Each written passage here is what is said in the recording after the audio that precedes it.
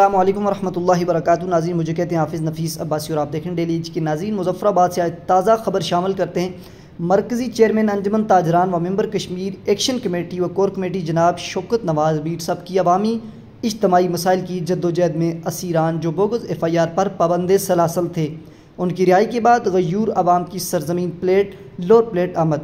जनाब चेयरमैन शौकत नवाज़ मीर साहब और असीरान का लाहौरी होटल के मकाम पर फ़कीदुल मसाल और शानदार इस्तकबाल किया गया, जिसमें अंजुमन ताजरान लोअर प्लेट के तमाम ज़िम्मेदारों ने शिरकत की और गले में हार डालकर फूलों की पत्तियां निछावर की।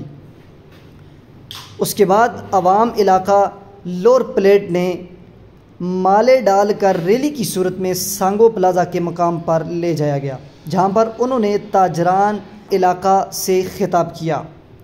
उसके बाद बैठकर 10 अक्टूबर की काल के हवाले से मीटिंग की गई। आज की ये खबर थी, ताज़ा अपडेट थी।